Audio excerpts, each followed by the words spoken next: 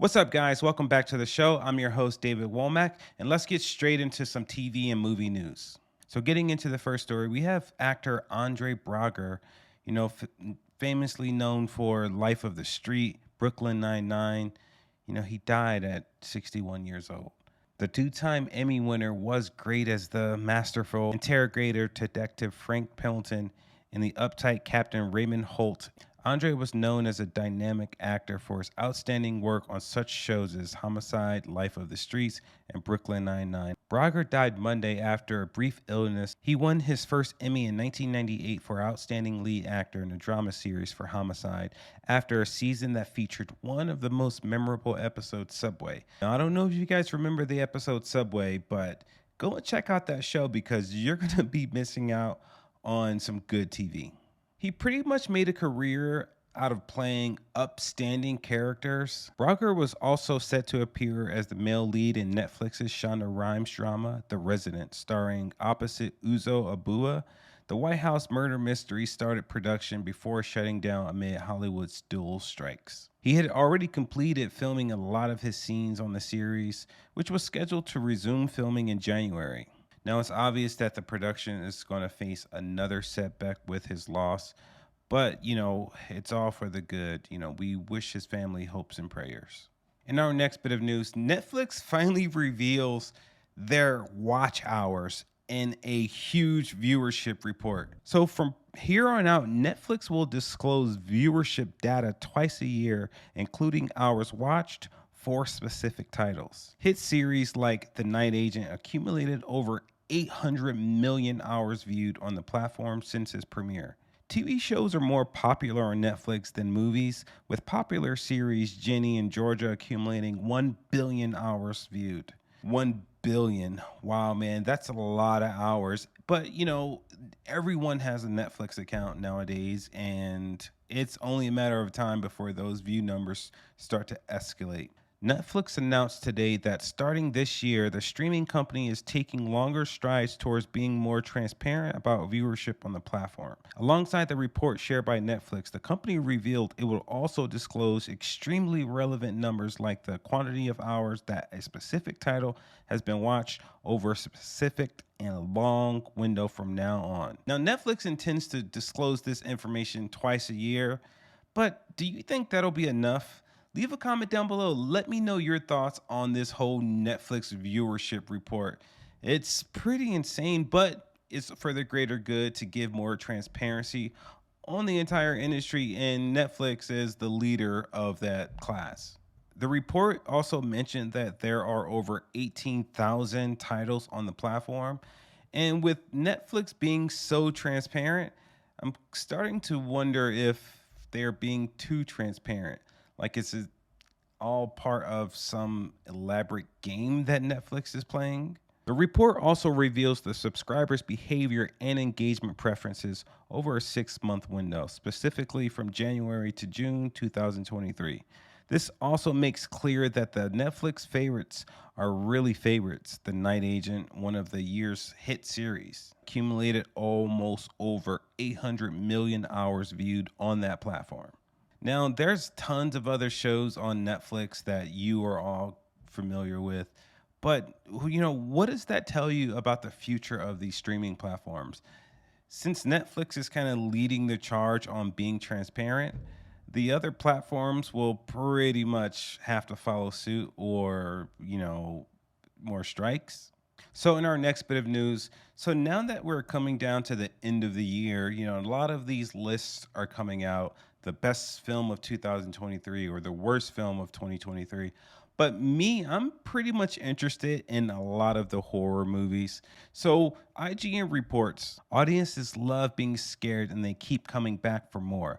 Plus, they're relatively cheap to make, and that leads to some really exciting little murder engine that could narratives when they take off unexpectedly. Now, some of the movies that IGN did report on were movies like Megan, which was a huge hit. I loved that movie. It was original, it was scary, it was fun. It was the type of film that keeps you wanting to come back for more. IGN gave Megan a runner-up. Also, they gave Scream 6 a runner-up as well. Scream was one of the top movies of the year. And, again, I'm a horror junkie and I don't want to take too much away from this IGN report. So go and check that report out on IGN. I think IGN is pretty credible when it comes to movies and making lists like that. So go and check out that list. You may see something that you haven't seen already. Now, in our next bit of movie news, Zack Snyder, who's been pretty popular in the media lately, he has this to say about using slow motion.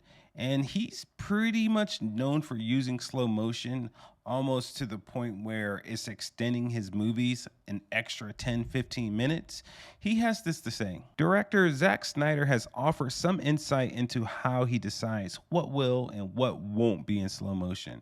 Now, he is well known for his use of slow motion, and the filmmaker has now explained how he approaches the technique and how he decides what will be in the slow motion and what won't be in slow motion. Now, you can tell by watching Zack's movies that he's always loved to slow things right down and thus allow audiences to see every detail of the action.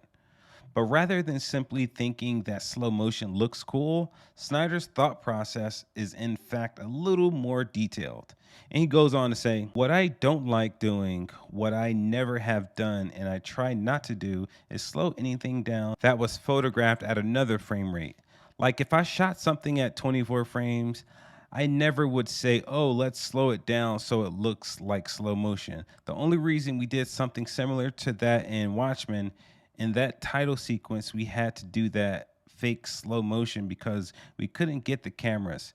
At that time, there was no phantom, it was only photosonic.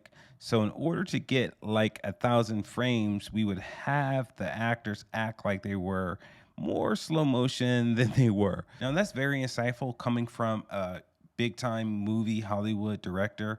And I think he gave a lot of insight on the thought process behind using slow motion and maybe some cool techniques behind slow motion. So let me know in the comments down below. Do you use slow motion? Is slow motion part of your workflow? Let me know in the comments down below. Now, in our final news story of the day, Hasbro goes full 90s with the throwback 90s Star Wars figurines that were just announced today. Hasbro's new Star Wars toys are a throwback to the late 1990s figures from the Phantom Menace, inspired by the Kenner toy lines from the 1970s. Hasbro's newest line of Star Wars figurines takes fans back to 1999 and the debut of the Phantom Menace with this latest line of retro action toys based on the film. Now, I'm a huge Star Wars fan. I may go out and check out these figurines if I can find them. I was kind of late to the party, so I doubt there'll be more available because all the fanboys probably cleaned the shelves by now. In honor of the film's 25th anniversary this year, Hasbro revealed its exclusive Star Wars The Phantom Menace Retro Collection figurines, which contain many of the film's main characters. The figures include Obi-Wan Kenobi, Qui-Gon Jinn, Queen Amidala, Darth Maul, Jar Jar Binks, and more. Now, they're all fully armed with their signature weapons, and the detail is so crisp.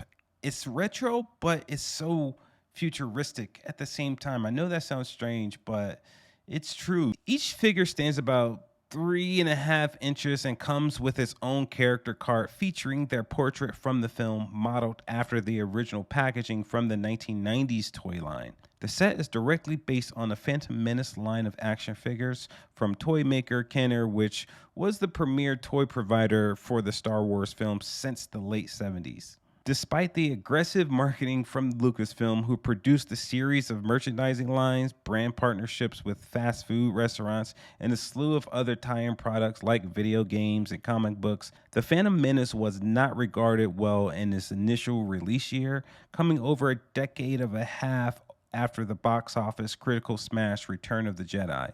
The film promised to return to the beloved Star Wars universe, but was panned for its focus on Jedi politics and allegedly poor dialogue writing. The movie was focused on more the Jedi politics and dialogue heavy scenes, but me personally, I think that the series needed to do that to build this entire world. You're building a massive world that spanned over 8, possibly 9 films.